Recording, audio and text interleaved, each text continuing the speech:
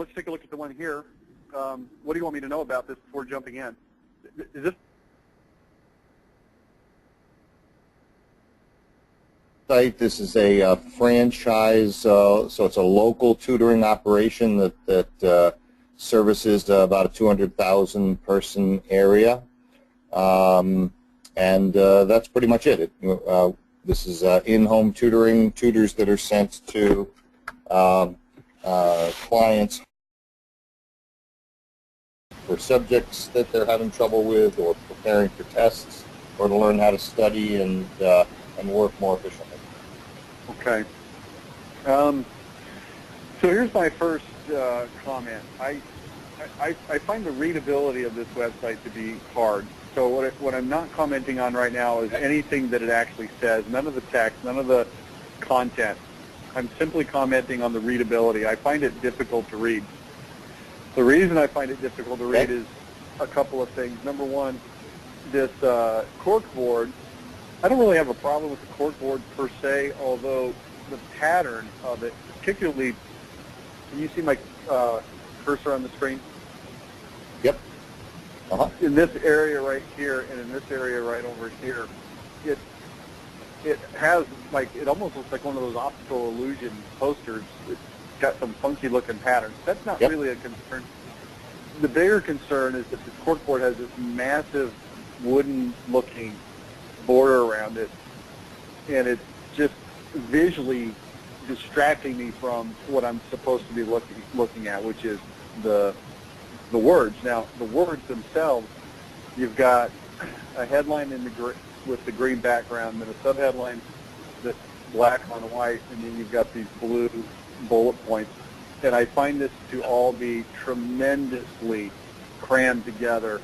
There's too much stuff in too small of a space, and it's nearly unreadable. It's essentially unreadable. I can see what's going to happen is when people come to this website, they're going to see this big blob of text, and their eyes naturally come down here. Where will your children's education take them? But it's disconcerting that people's eyes, it's disconcerting to the person that their eyes go there, because they know intuitively the stuff at the top is probably the most important, but they just can't look at it. It's so tempting to want to look down here instead. And so I leave the reader, I'm sure of it, somewhat a feeling of discombobulation when they look at this.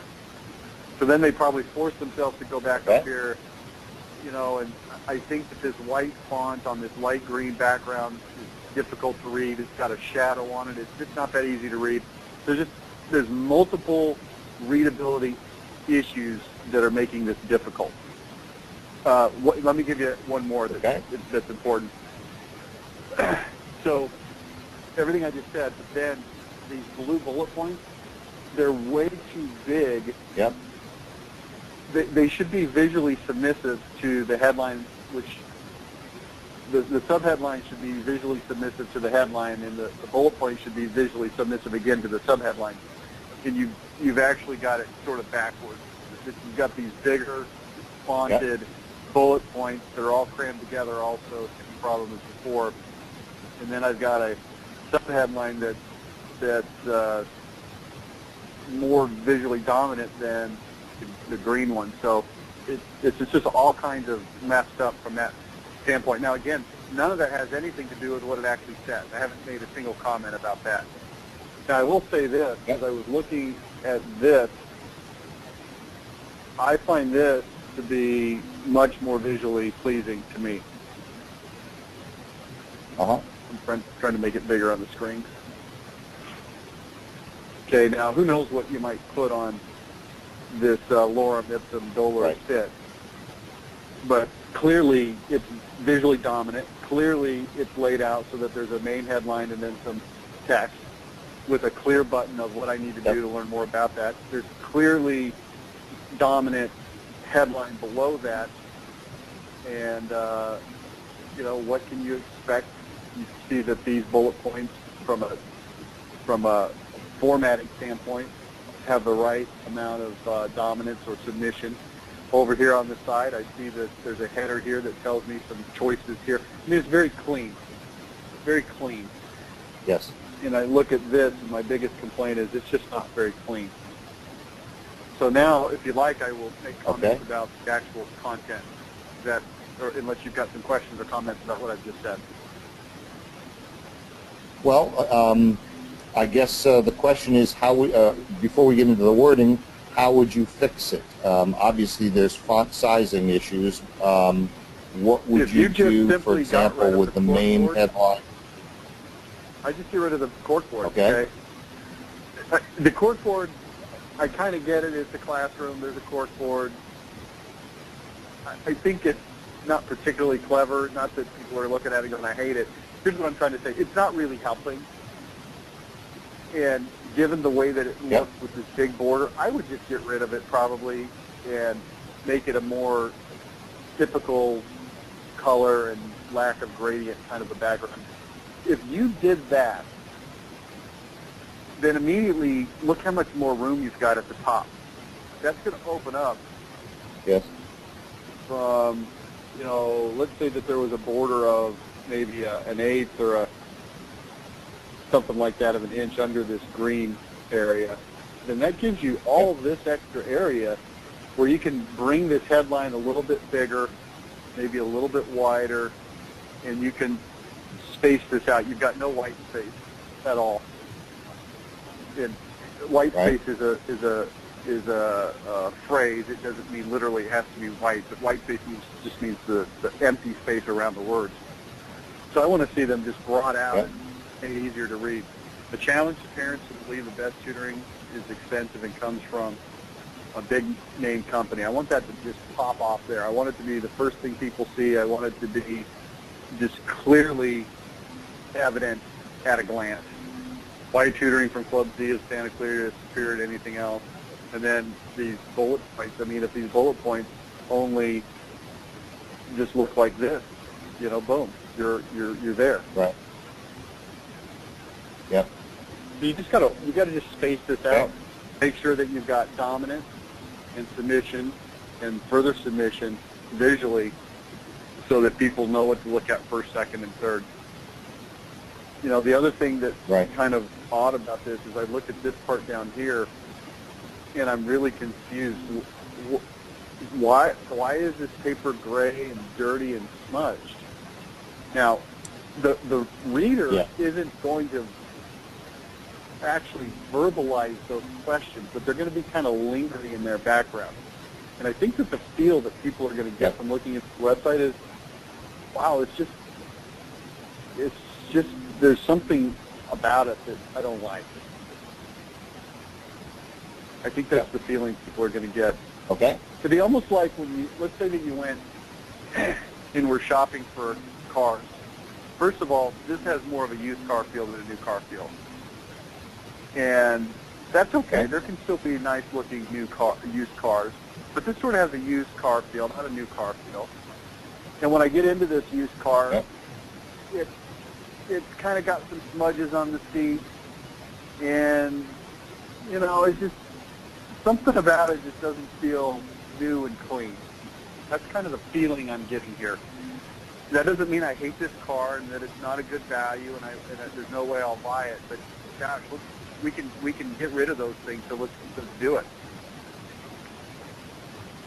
You know, you look over here at your mock-up, and this has a new car feel, right? Yep. So I would just say this is a little bit clumsy is really the issue. Let's turn our attention to the content now. Sure. A challenge to parents who believe the best tutoring is expensive and comes from a big-name company. I'm going to suggest an alternate wording that's going to make this more powerful, but it's not going to change the meaning at all. So here goes. A challenge to parents who believe, I'm going to make sure I get this right. Challenge to parents who believe that tutoring must be expensive and come from a big-name company to be effective. Okay. A challenge to parents who believe that for tutoring to be effective, it must be expensive and come from a big name company, something like that, okay? Let's look at what you've got. To challenge the parents who believe that the best tutoring is expensive, it comes from a big name company. I want more of a flavor here of, you believe that for tutoring to be good, it has to have these elements. I think that subtle wording change from is right. to has to, I think it's helpful. I think it more captures effectively what's in somebody's mind. Why tutoring from Club Z of Santa Clarita is superior to anything else you'll find in the Valley. I find that headline to be a little bit of a disconnect from the first headline, because it is. You challenge them, you challenge their way of thinking, but then instead of giving them elements of the challenge, you really more just say, hey, we're better than everybody else. Yeah. Now, obviously, it's a website, and you wanted people to know that you're better than everyone else. So I'm not suggesting that you shouldn't necessarily say, hey, we're better than everyone else, and clearly there's better ways to say it, and you've touched on some here. I'm just saying that there seems to be a bit of a disconnect from headline 1 to headline 2. It's not what I expect to see. A challenge to parents who believe, or a challenge to parents who believe that tutoring must be, expensive and come from a big name company to be effective. Okay, I'm expecting the challenge now. Well, what's the challenge? Right. Right. So this could be something more like why the affordable tutoring, right, from Club Z outperforms everything you'll find from the expensive big guys down the street, kind of thing. Yeah. Or let's even go a would little pick up. I think we could probably go a little simpler and a little more to the point. It's not that this tactic you've taken is wrong or bad or won't work. It's that it sort of takes them on a circuitous route. So let's play with this a little bit. Tell me about this competitive situation a little bit. Big name companies, and clearly this is something you're concerned about from a competitive standpoint. What are those companies, and what's the situation? Sure. Well, and by the way, I'll answer your question directly first. So it's the Kumons, it's the Math Support Centers, it's the Sylvan Learning Centers, those are the guys who throw a lot of marketing money at stuff and deliver a distinctly inferior product.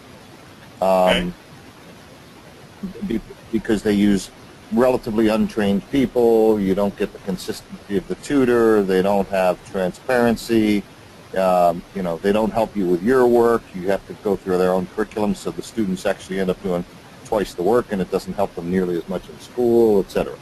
Right? Now, what do you mean by transparency? So that was answering your question.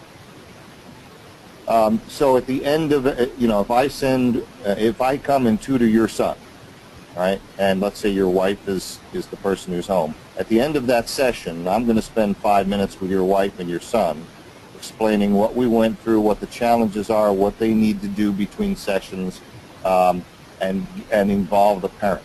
If you go to a large tutoring center, generally that tutoring goes on behind closed doors, usually uses software and other things, and if you come in and say, so how's Johnny doing, they'll say, oh, we'll set up an appointment for you to talk with the director. When can you come back, right? And you will get a very formulaic overview of what's going on. You will generally not be able to talk to the tutor themselves. It's because there isn't the same kind of competency at the tutoring level. We hire teachers who do the tutoring. They hire high school and college students who are just administering a bunch of kids sitting around tables working together and using software. So you as a parent don't have it. College students? Depends. If it's very software related, it's very often high school students, because all they're doing is making sure the software is running, and they're helping younger kids with how to read or do basic arithmetic. Now, let me tell you something, Mike. That whole story you just told me is not reflected at all in what I'm seeing on the screen here. Correct. It's just not. Here's what I'm seeing. Mm-hmm. Hey, here's a challenge. We're better than the big guys. we're superior, here's why, tutoring in all subjects, grades, and levels, total throwaway line there. Now, it may or may not be throwaway in reality, but as a parent, I'm reading that going, okay, well, they can handle anything. But probably any other tutoring place can handle anything. I would be very shocked if I walked into Sylvan and they said, oh, you've got a fourth grader, we can't do that. I'd be shocked. Right. No, and in fact, we don't say it well here. Yeah, it has to be said better because this includes, you need help in molecular biology or linear algebra for your college courses. We can do that too. Of course, anybody can do all the arithmetics and all that. Here's the point. You've chosen with your very first point to put something that is a complete throwaway. Now, I'm going to tell you how damaging that is. Yeah. If the very first thing you put on your list is a throwaway, then mind automatically assumes that was the most important thing and everything else is probably more of a throwaway. Right. Okay. So well, let me take this in a slightly different... Yeah. Okay, keep going. I hear you. I was going to say, one of the things I want to do with this site, and I'd like to look to its sister site, by the way, is do an A/B split test on this main headline and bullet sequence, right? Because I'm not sure, by the way, that this is a particularly good headline. I'm not sure that most people come in assuming they can only get tutoring from the big guys and that they have to spend a lot of money. I think I want to play with other hot buttons to see, and by the way, we convert pretty darn well. We convert about 14% of visitors to phone calls or quick contact form fills. But I want to test other approaches, and I suspect those other approaches are to reach right into the emotional state. You see, when parents call for tutoring, it's because their child has come home either in tears or with a report card or progress report that scares the hell out of the parent, who is frustrated that the schools that are overcrowded and don't have enough budget aren't able to keep Johnny on pace, and Johnny's future could be going down the tube if they don't do something. All right? I think that's their emotional state. And right now, this does absolutely nothing to catch that, and then convert it to the fact that I don't think you really have to capture that. I don't think you have to capture that. Okay. I mean, it's like having a restaurant and saying, hey, man, if you eat here, it's food, man. You're going to be hungry at some point in the future, man. When you've got food, when you want food, we've got it. They're there at this website because they're in that situation. What they want to know is, who can help me? I don't think you have to really come in there and say, are you frustrated with Johnny's progress report? Are you afraid they're going to flush their future down the drain? That's why they're there. I think that this should take a whole different approach. Here's the approach that I would take. Now, you're going to have to tell me, how directly can you go after these other competitors? Oh, I think we can go quite heavily, directly into it. Let me tell you something. I don't know. I put together some marketing for daycare centers a long time ago, and I never actually did it for a client. I just did it for examples, and you may have seen some of those things. But one of my very favorite marketing pieces I ever created was a billboard for daycare centers. For a daycare center. Here's what the billboard said. It had one word. It said daycarerankings.com. That's it. The URL says it all, right? Now, maybe we could get more local. I live in a town called Southlake, so maybe we would say Southlake daycarerankings.com. And any parent who is interested in daycare that saw that, anywhere on the educational spectrum for daycare is going to see that and go, oh, that must be a place where I can go find out about how daycare is ranked, right? It's obvious. Yeah.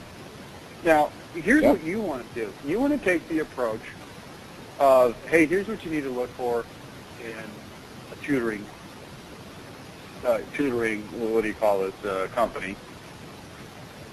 And here's what you want, here's what you don't want, and here's a list of how everybody stacks up against those standards.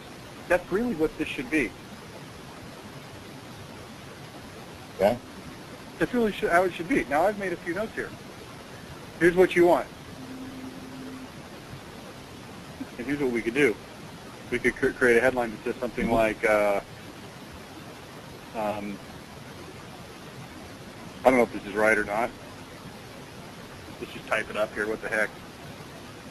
We got nothing else to do.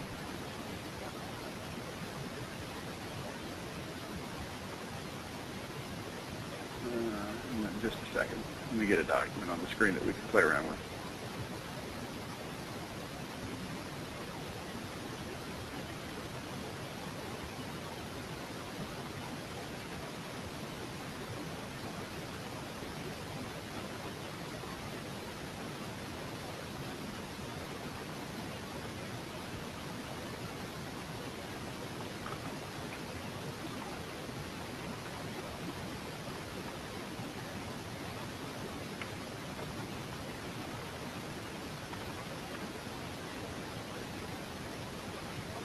I mean, this is kind of what we're looking at, right?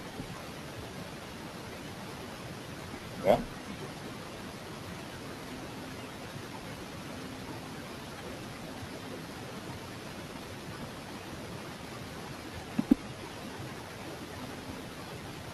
I don't think I like that, okay, but I don't think we need that.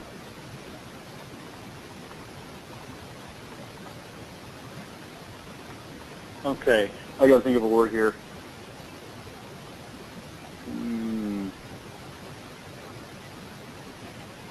I want a word here. Have you ever heard the phrase diploma factory? Yep. It's like a cheesy online school that anybody can pay $300 and get a degree, and they would call that a diploma factory. Yep.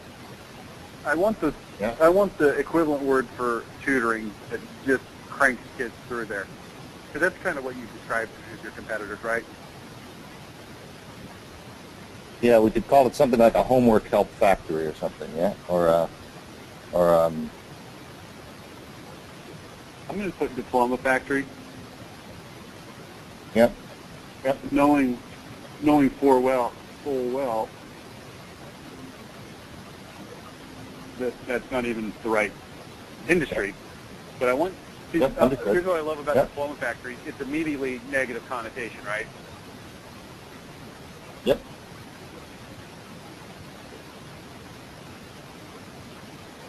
Care more about what?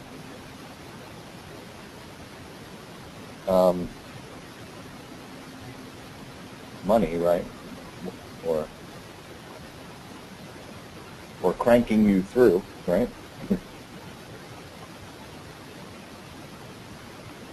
Than actually educating you, right? Now, I like this keeping revenues up and costs down because it's sort of a preview, right? That, hey, we're going to talk about why do they have high school kids? Why do they have software? Well, they're keeping their costs down. I mean, Sylvan could just as easily go out and hire teachers like you do, couldn't they?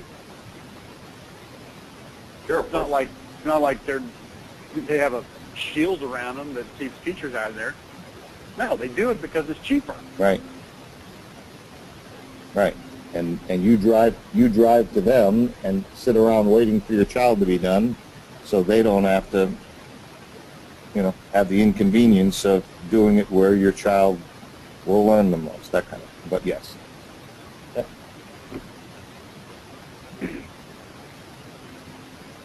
Most national brand tutoring centers are homework factories. I don't. It's still not exactly right, but it's a little closer. Oh yeah. Mm-hmm.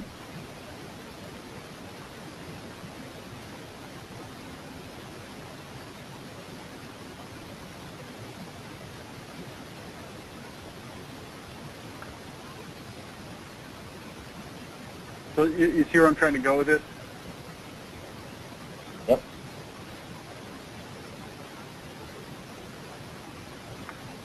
Most national brand tutoring centers are homework factories that care more about keeping revenues up and costs down than actually educating your child. I should say than that. Yep.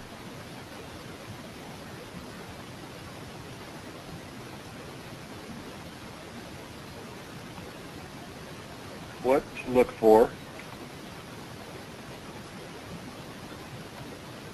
tutoring center. Okay.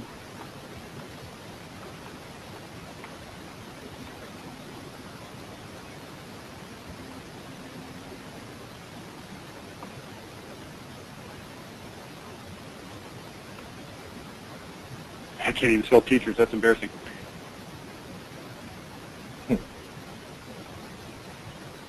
What do you call in center? In center at not what? What do you call their places? Off-site? You can Well, reword they're really it later, right? oh, right. Yeah. You can reword it later. Yeah.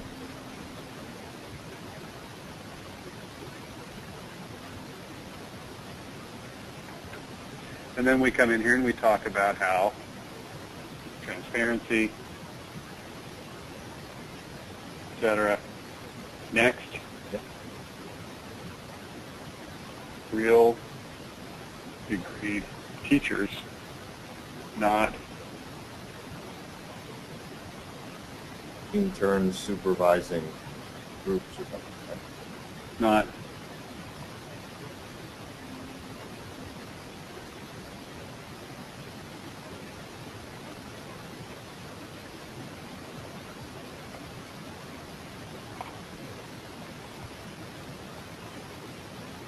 most people don't realize that to cut costs, blah, blah, blah, right?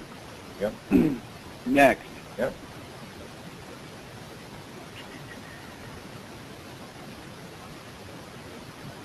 let's see. Probably the same tutor every time for rapport and efficiency, not whoever's on staff. Muted.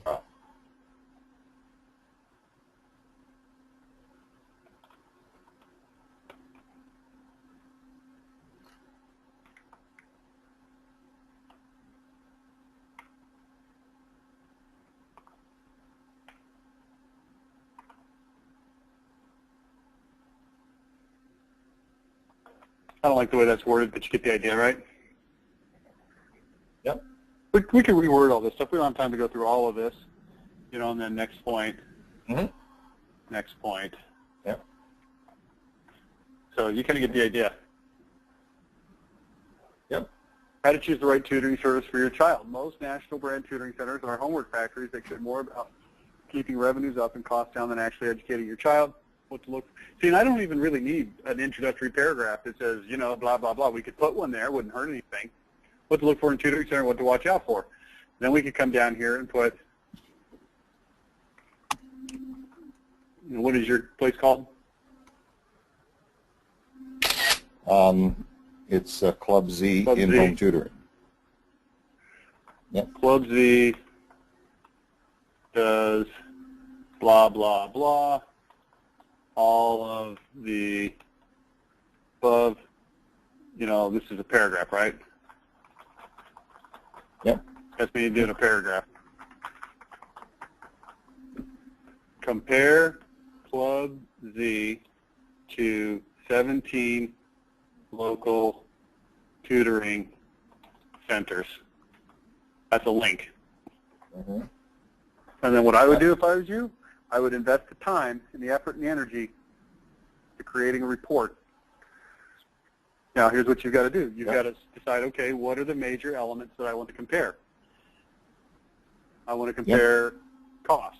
I want to compare teacher qualification. I want to compare facilities. I want to compare teacher access. I want to compare curriculums. I want to compare how much time is spent on computers versus not on computers. I want to compare, you know, consistency of teachers, all these things. And then you come in there and you just create a big chart, and it says, okay, here's Club Z, you know, and everything's checked off. Great. You know, cost is X dollars per hour. In-home, yes. In-home or in-site, you know. Yep. And then here's Sylvan, and I would make it very local. Sylvan, 1213 South Lake Boulevard. So they go, oh, crap, that's the one right over there by Kroger, I think. And then all their, how they stack up. And then Kuhlman, you know, 3225 Shady Oaks Road. Oh, geez, that's the one over by the park. Oh, I've seen that one. Mm-hmm.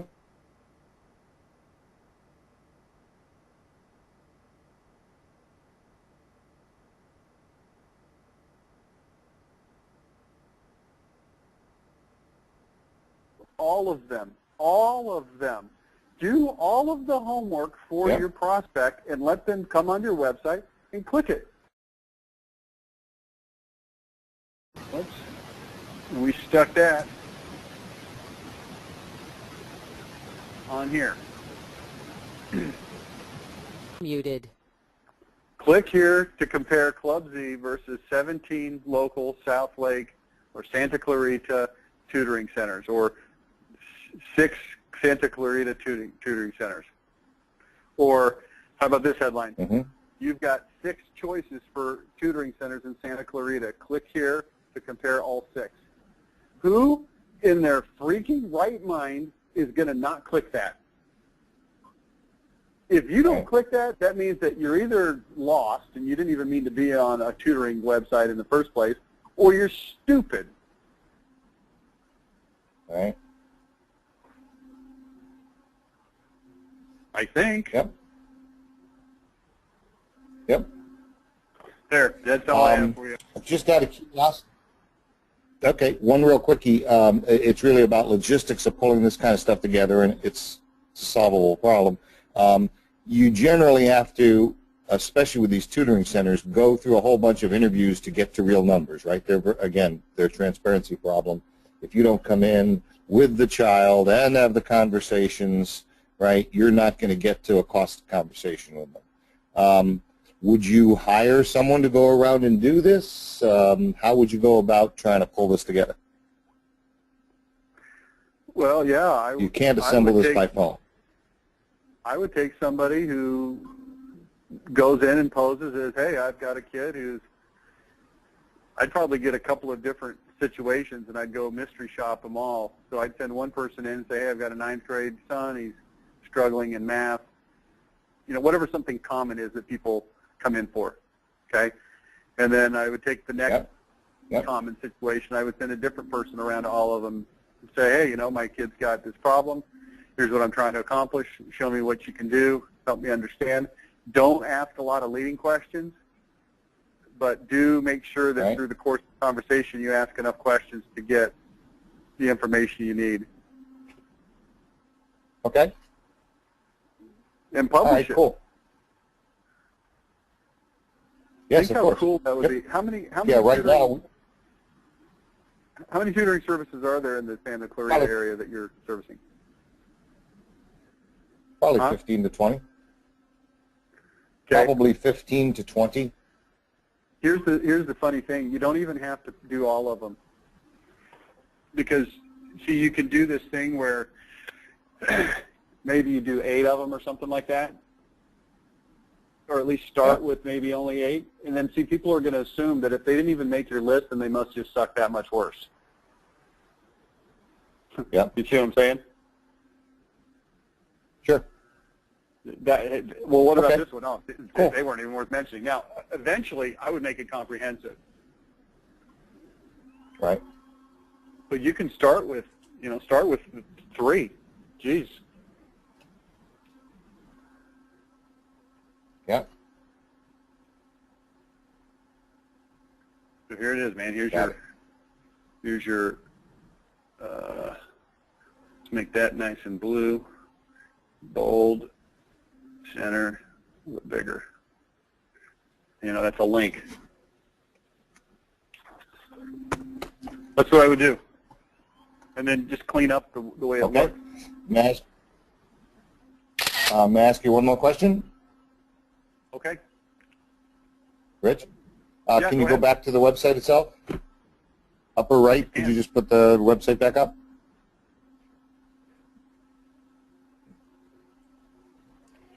One of the other things I want to work on is the call to action. So in the upper right, So the issue here is, trying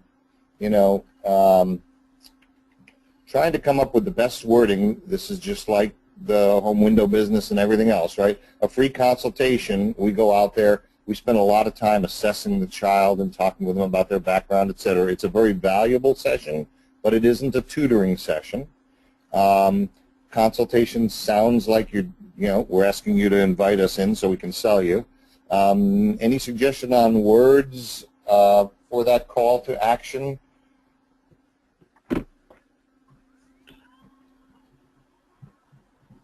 Well, here's what I would We do. could say a free session, by the way.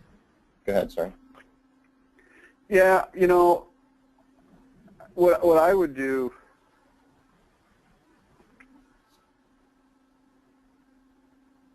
what you've got to do is you've got to explain what's going to happen. See, right now they don't know. Need a tutor calling out for a free consultation. And you're telling me, oh, well, it includes blah, blah, blah, blah, and blah. To which I'm hearing it going, oh, yeah. Geez, that sounds not only good, but that sounds reasonable that you would need to have that information. So I might have a button that says, yeah. Need a tutor, call now for a free consultation, click here for a free consultation, click, and then I would go there and would say, don't just jump into a tutoring session. You need to go through a mutual qualification process before you ever pay any tutor a dime. And it should include the tutor getting to know you and your child and your specific situation, proposing a match in a solution that you should then be able to look at and see if it's a good fit for what you're trying to accomplish. And until you go through that process, you shouldn't hire a tutor. So that's what we're offering you. Is we can do this at your house. We'll send somebody over. It takes about 20 minutes. We sit down with you at first, and then your child or whatever I don't know what it is you do though. So whatever it is, and we're going to ask you these questions, and we're going to solicit information from you, and then we're going to tell you how it works. We'll give you a detailed breakdown of how long it's going to take and what kind of cost is involved and what you should expect. And at that point, if you feel like it's a good fit, then, hey, we'd be honored to have you as a customer. If you don't feel like it's a good fit, then we would expect you to not move forward. And see, when you talk to people and let them see what's coming, when you let people see what's coming, then they go, okay, that makes sense. And then, of course, you need to make sure you follow through on what you're telling them so that when they're in that process, they're very, very comfortable the whole time. They're not feeling like, okay, it's just a sales pitch. Right. Would you use something like one of those hover? Okay.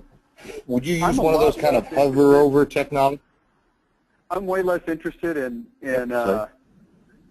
I'm way less interested in the mechanism for getting people to take action, and I'm a lot more interested in making sure they understand what the crap is going on so that they want to take action. Okay. That's what I'm interested in. See, my belief is people are there on your website because they're genuinely interested in the subject that's being discussed, which is tutoring in this case.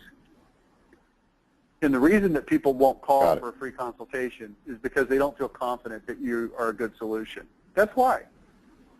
So, number one, if we give them more information so that they can draw the conclusion that, hey, this is a good solution, and then we explain to them what's going to happen in that session, then they're a lot more likely to call. And if they don't call, then maybe you're weeding out some of your not-so-good prospects anyway. Right. So, interrupt, engage, educate, and offer, and the offer is clearly important, but I think what's more important is helping people understand what the heck the offer is, why they'd want to do it, and the mechanism for, okay, if I put the button here, if I put it there, if I make it red, or if it's got flames on it, or if it hovers, or if it doesn't. I call it this: pretty girls don't have to look for dates, right? Right. Because when they're at the dance and the guys walk in, they automatically, naturally see that girl, and they're interested. She doesn't have to wear any particular, crazy outfit or anything like that. It's just obvious. And, to use that same analogy a little bit further, think about the girls that maybe aren't as attractive or self-confident or whatever the case, and they try to augment their attractiveness by, having some sort of crazy appearance or style or extreme clothing or, revealing, whatever the case, right? It's just not necessary. If you're that good and you help people understand and you explain it, It's not enough to just be that good. You've got to communicate it that good. And you can't communicate it that good unless you really are that good. And I think you are that good, and you just need to communicate it better, and people are naturally going to say, yeah, crap, yeah, this is exactly what I've been looking for. It's not a game. It's not a trick. It's not a matter of, wow, what can I do to fool people into giving me their phone number so I can call them. It's a matter of taking people to the point where they fall in love with your company by what they see on this website, to where they say to themselves, what? It's the oldest MYM thing in the book, Mike. I would have to be an absolute fool to do business with anyone else but you, regardless of price. Of course I'm going to call these people. Of course I want to do business with them. Why would I even think about doing business with somebody else? I don't care if somebody else has a better looking button for clicking on. Who cares? Yep. Yep.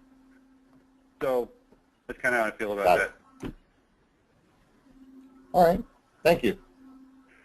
Hey, thanks for being on here. It was a good call. I know you had a couple of other things, but we are running into 45 minutes now, so I'm going to go ahead and let you go. And if you'd like to discuss, the LED thing or something else, maybe you can hop on next time. Okay. You got it. Thanks, Rich. Okay. Thanks. All right. Let's see who else we have on here. Alex.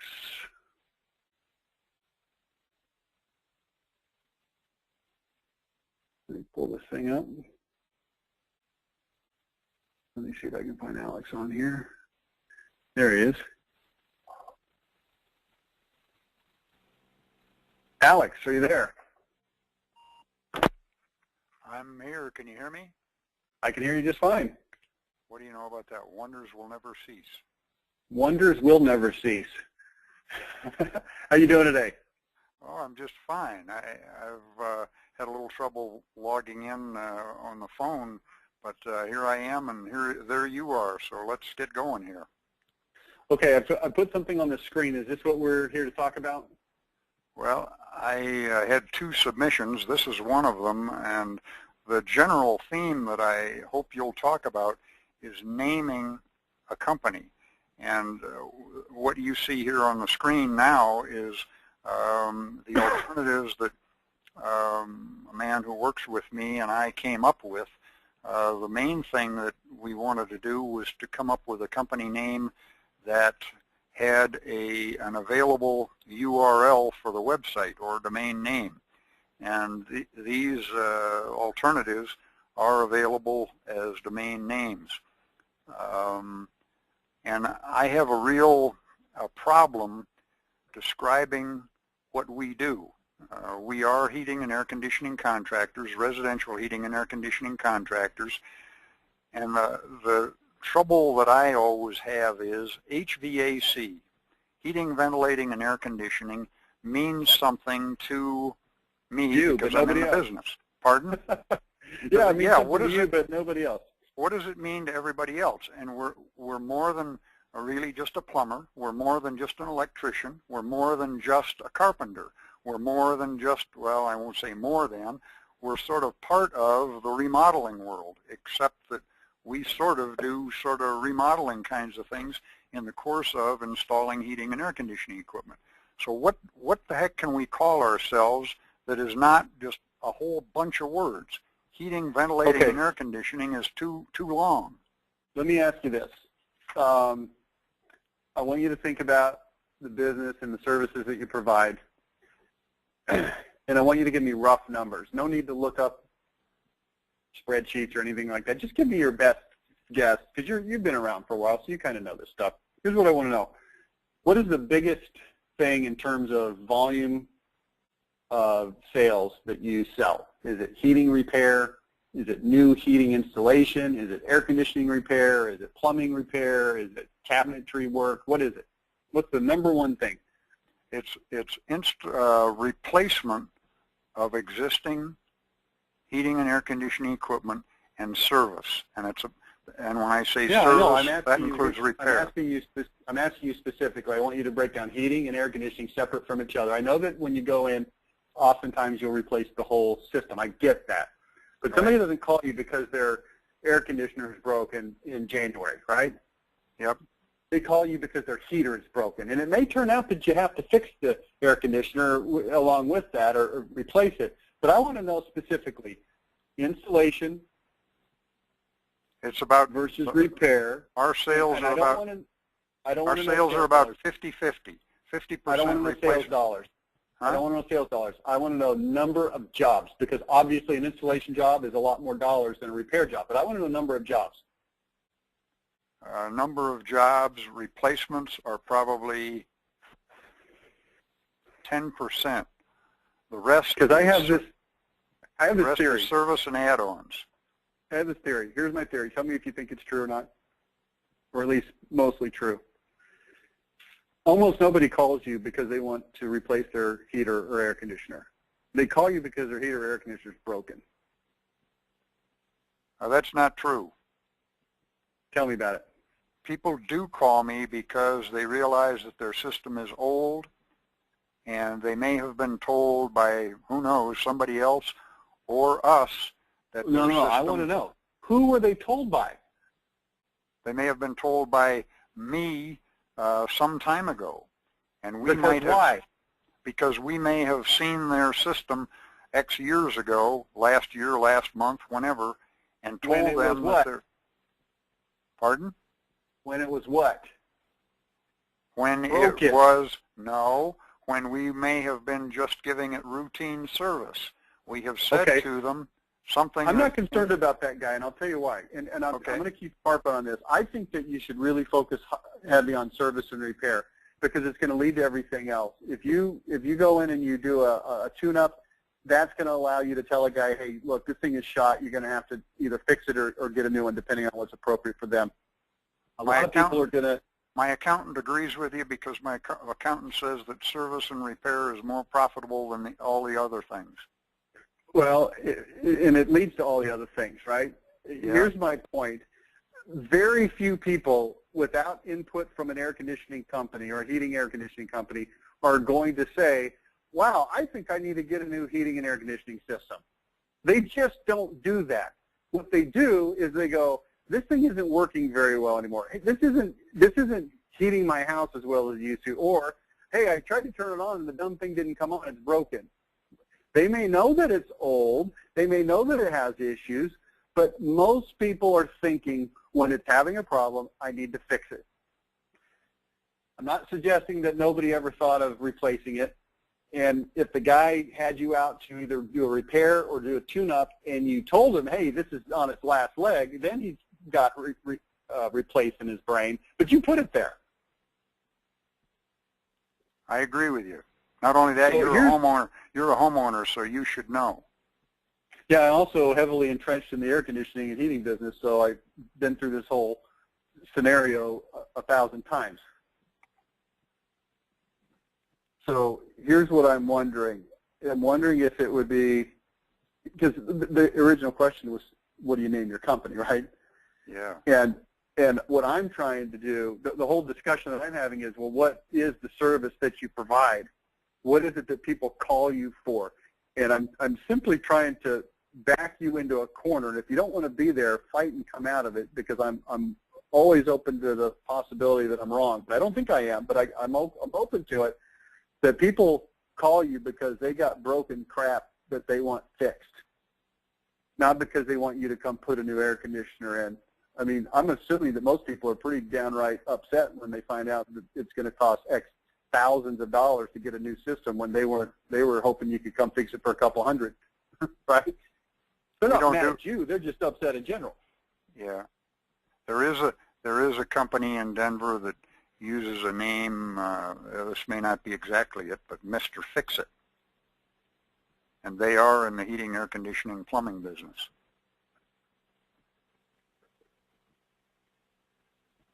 Now, let me ask you this. You're in Denver. I know it gets hot there in the summer, but I'm going on an assumption that there's probably more discussion of heater than there is of air conditioner. Now, but quick way of comparison, I'm in Dallas, and if it's January and my heater doesn't come on, I'm certainly going to call a heater repair company, but we've got a 9-month air conditioning season here. So it's air conditioning here. I'm wondering if it's more of a heater thing there in Denver. It's not, it may not be quite 50-50, but it's something close to that.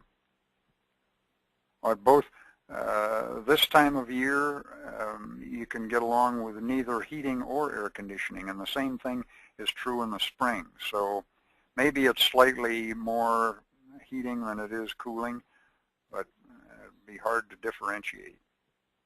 Okay, that's good information.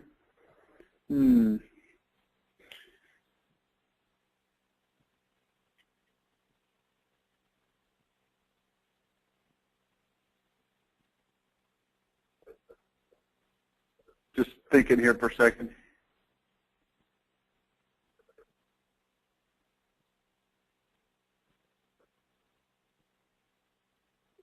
What about heaterandacrepair.com?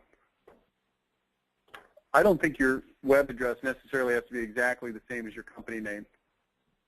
Well, I agree with that. But nice if they were. Heater and AC, did you say repair or service? Repair or service. Repair. I kind of like putting Denver in there. I think that's going to be helpful from an SEO standpoint. Denver.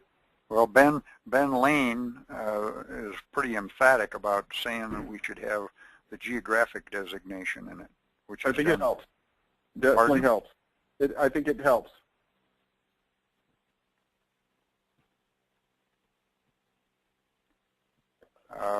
And you say heater. Now, it's interesting, in some parts of the country, this box that we call a furnace, people refer to it as a heater, and you called it a heater. Many people call it a furnace. So is it a furnace or is it a heater? Or if you tell me, if I say furnace to you, does that mean the same thing to you as a heater? I think the terms are generic enough that, okay. And I'm open to being wrong on this from a local vernacular standpoint. But it seems like those things would be understood. I don't think a lot of people are going to go, oh, well, they pick heaters and I have a furnace. Although I think it is possible that the other way around could create some misconceptions. Oh, I don't have a furnace, because a furnace is that thing that sits under the window in the 1930s building, right? Yeah.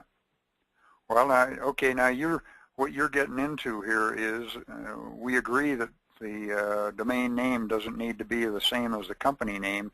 We can have a company name and have several different domain names aimed at the same website. Well, let's look at this. I'm going to go back over here just to get some space on here. Let's go down here, and I think it's important the way you write it. Denver, heater, and AC.com. I like that. Yeah, not only that, the way you've done it, both upper and lower case, it's easy to read it. Denver, heater, and AC.com. You're welcome. Please drive through and enjoy your day.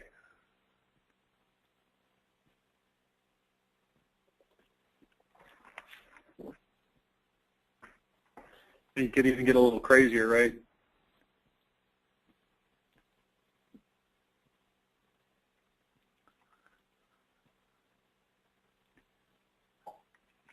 Now, heater is supposed to be in red and AC is supposed to be in blue. Cool blue. Nope, I don't care about that. I just want the guys to see it. Oh my, okay. Let's try this. Now you're getting patriotic.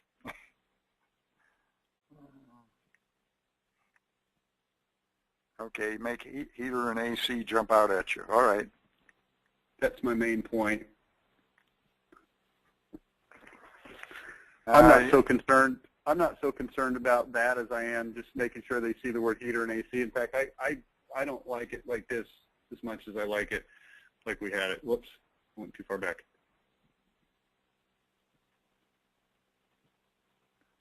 I just want people to see it. Yeah, this also allows me to do it in just two colors, so it doesn't have to be black and red. It could be blue. And it doesn't matter. It could be anything.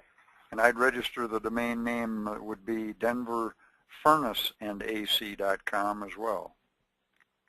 You could. I don't know that it's 100% necessary.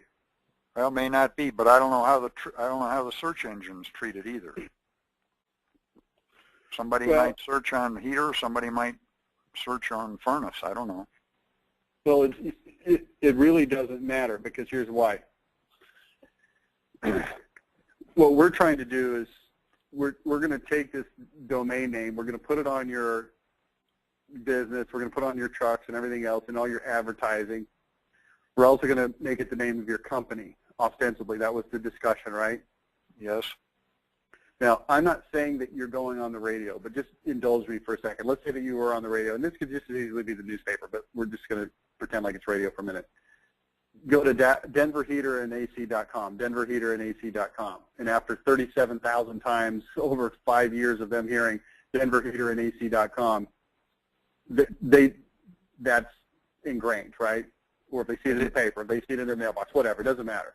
It is, and it rolls off the tongue very nicely. I like it. Okay. So what do I owe you? Do I owe you $1 million for the name? No. Let it rip. You know, I look at this compared to the stuff that you had put on there. Yeah, I had HVAC and too much of it. And then the one that says Denver Comfort Experts. How about using the word experts or expert? Does that click with you? No. Because quality is what we do. Yeah, but it doesn't matter, because nobody, I just don't think people are that gullible. Clearly they must be experts. They said it. Here's what I want to be sure. How about every time you open your mouth, they go, that guy's speaking the truth, and I like what he's saying. Why don't you have a name that has highest price included in the name? Well, then you would want to use a word like premium. Well, okay. Does premium sound better than experts? I'm not worried about it. I'm not worried about this name. You know, it's a name, so let's leave it where it is. Let's not try to exalt it to the one thing that's going to change everything for you. It's not. Okay. Here's what it is. It's Denver Heater and AC. I like it because it's easy to remember. It flows well. It probably ranks well in search engines. It's easy to look at and go, okay, I see heater and AC. I get I see what you do and what you're all about. Rich, it fits into the category called KISS. Well, so here's what else is going to happen. Somebody's going to come on here when their heater's broken, and they're going to be in Denver, and they're going to go, Denver heater repair. Mm-hmm. And it's going to, you know, from a search engine optimization, it's going to see Denver and heater. You know, it's going to be good. So that's good. But, you know, you've got a lot more to do from a marketing standpoint than just name your company and have a domain name. And I know you know that. Everything else you do, what your website actually says and what your advertising says and the way you treat people and all those little things that add up to a great marketing campaign are going to allow people to understand who you are and what you do and what you're different. It's your identity. Your identity is not your web address. That's true. And Ben Lane has that spelled out for us. Yeah. So, yeah, I think this is what we want to, I would just go with this and I'd call it good and I'd move on to the next 13 things that are important also. Okay. I think we've said enough about this. You've got this nailed for us. I thank you, sir. I have another submission that I made. I don't know whether you've got that on the slate for today or not. Time out. I've got a comment here from my friend Rich Sirocco, who typed this in. He said, "What if you said Denver Heat and AC, so it becomes a little more generic for the heater versus furnace thing?" I think that probably works too. Let's take a look at it. Well, I kind of like that. I'd probably, when I'm looking for registering domain names, I'd register all of them, and they all might go to the same place. Yeah, I'm probably going to go more with heater, Rich Sirocco, who I know is listening, simply because I think it's more likely to be a searched term. I'm not 100% sure about that. We could research it and find out, but it's a good nugget to think about, Rich Sirocco. Thank you for that. Let's go to your next submission here.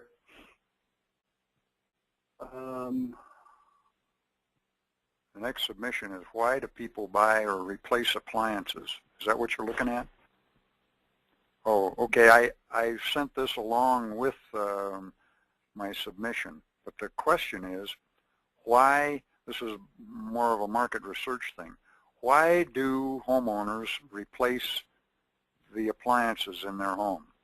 And the reason they replace their white goods appliances is probably more or less the same sort of reasons they might replace their heating and air conditioning equipment.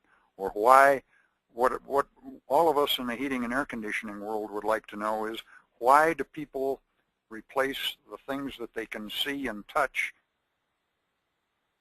like granite countertops in the kitchen? And why do they replace their bathrooms and so forth before they give any consideration to updating their heating and air conditioning systems? And how can we get around that?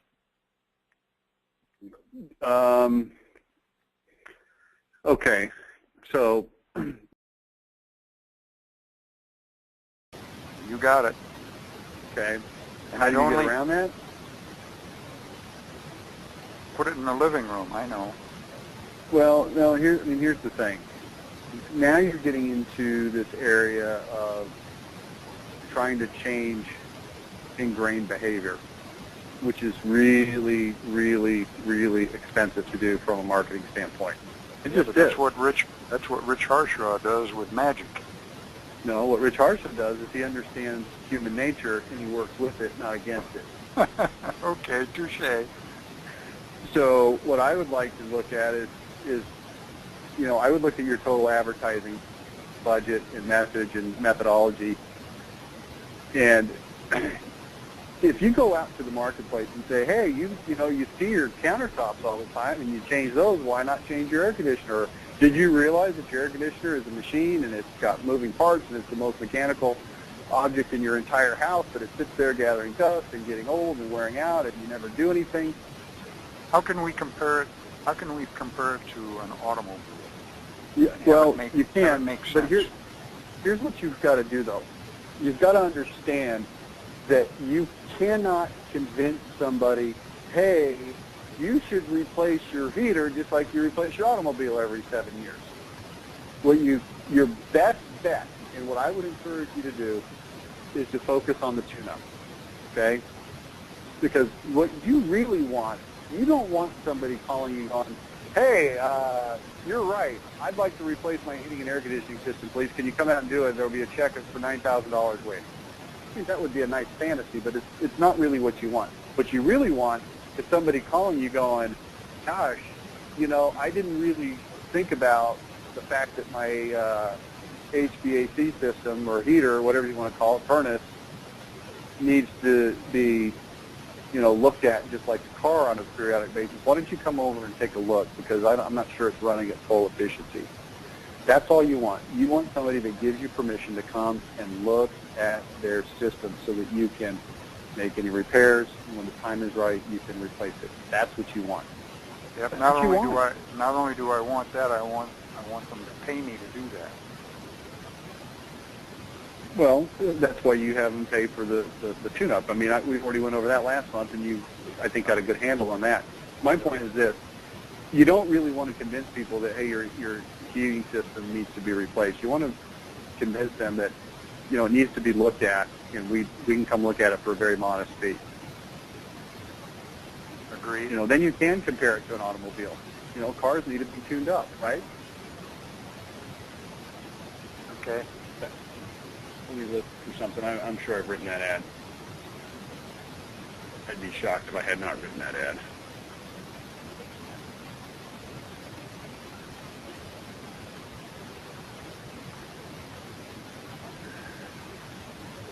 Let's see.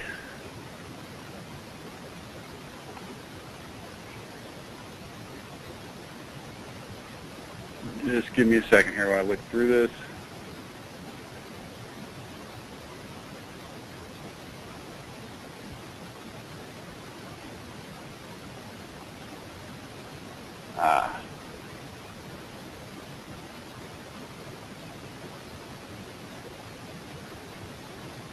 Problem is I'm having a hard time searching for that term because it's too common of a term. So I'm having a hard time honing in on it. I've written this ad, though. I know I have. Essentially, what you want to do is come in there and say, hey, you need to keep equipment, machinery tuned up. You got to change the oil. You got to clean it out. It requires somebody with skill looking at it every once in a while. You can also make the comparison to dentists, right? You got to look at your teeth. You can't just let them go. See if I can find that one. I know I've written that one too.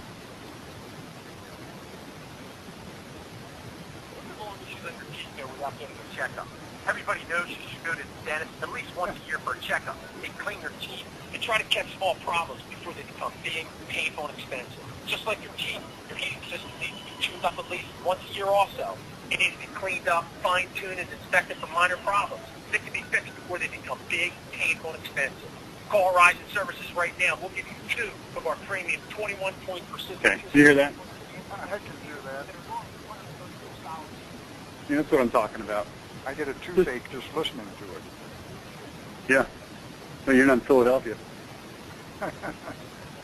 So, I mean, you just make those kinds of comparisons, and people will go, oh, okay, yeah. What we're trying to do is we're trying to influence behavior, not to get them to call and say, hey, come repair my thing, but to say, hey, you know, I hadn't really thought about it. Why don't you come and give me the tune-up.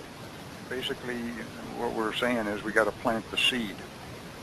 Well, and then you have an offer that sounds reasonable. And we It's not. We do service, and when we do service and people have a system that needs to have considerable things done to it, we'll give them an action plan that is must-do right now kinds of things, and then we'll give them a list of things that should be done over a period of time. Yeah. And the extreme, of course, is to replace the whole system. So we're just trying to get people to think about it. I think when you start going in there and saying, hey, you replace your countertops, why not replace your HVAC system? It's just a disconnect. Okay. People look at their heating and air conditioning system, and it is out of sight and out of mind, but there's a reason.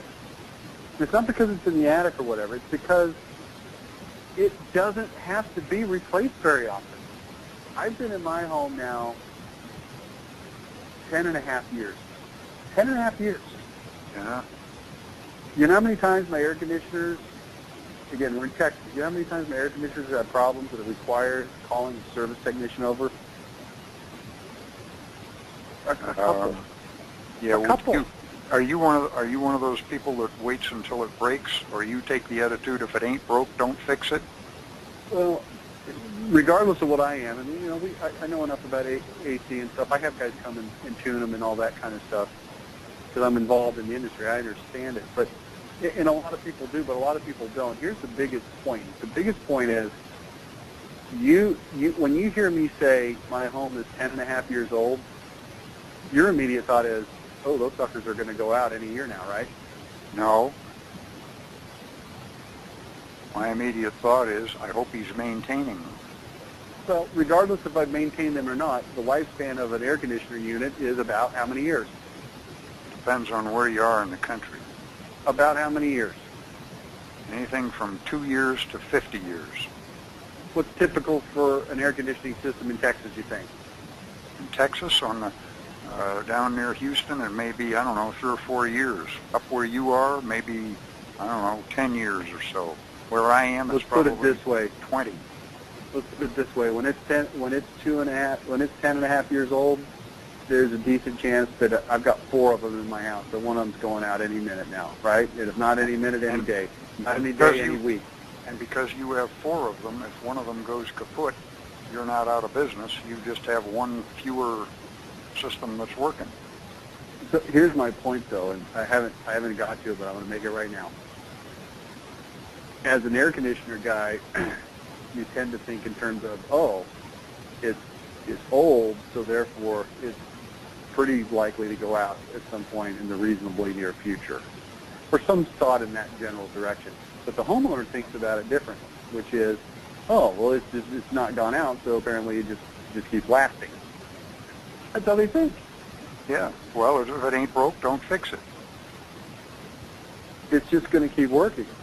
Maybe. Because I don't know, and it's never given me any reason to think that it won't. So, anyway, point being is it's something that you've just got to keep in mind. And I understand. The psychology people would say some homeowners are in denial. yeah, and I would say it's not even denial. I haven't had any reason to think about it. I mean, if somebody smokes cigarettes and they're on their 10th straight year smoking cigarettes, in the back of their mind, they're thinking, this isn't going to turn out well at some point, right? They just know that. Yeah. But when my air conditioners work for 10 straight years, I don't even think about it. It just works. Some things just work, right? My refrigerator just works. So as my job, your job, is to plant seeds in people's minds to get them thinking about the kinds of things I guess we think they ought to give more thought to. Well, here's a reasonable thing that reasonable people will agree with. Point one, your air conditioner is a complex piece of machinery.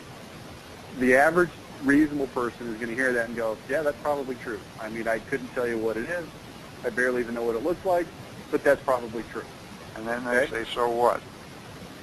And as a result, like an automobile, which is another complex machine that people are aware of, it needs to be tuned up and maintained and oil changed and things like that on a periodic basis, to which people will say, yeah, absolutely, of course. But because your air conditioner and heater is out of sight, out of mind, unlike your car, which you're in every day, that most people just don't think about it. Hey, if it's been more than a year since you've had it looked at, dirt builds up, it gets grease and grime on it, it runs less efficient than it should, and everything I'm saying, the average layperson who knows nothing about air conditioners can absolutely mentally validate that what I'm saying is true. Are you with me? I'm with you. See, I'm not saying anything that people don't agree with. I'm only saying things they agree with. Now, Yeah, you just have to point it out. Now look at the difference. Hey, you look at your washing machine and your granite countertop, and you see that stuff all the time. And you think, hey, I need to get a new one. Well, why don't you do the same thing with your heater? And the person goes, No. Please don't say that. I get the point. They don't even really think no. They just think, what? What is the guy even talking about? Yeah. It's just such a foreign thought. But the way that I took it is your AC is a complex piece of equipment, kind of like your car. The person checks it off. Yep, that's true. Complex equipment needs to be checked out every once in a while. Oils, grime, needs to be updated, things like that. And the person goes, yeah, that's probably true. And if you don't, here's some of the things that can happen. Inefficient repairs that are more expensive than if you had caught them earlier. And everybody goes, that's probably true. Yep. So if you haven't had a tune-up in a while, you probably ought to have someone come check it out. It's only $189 and it's subsidized by XYZ. And the guy goes, that seems reasonable.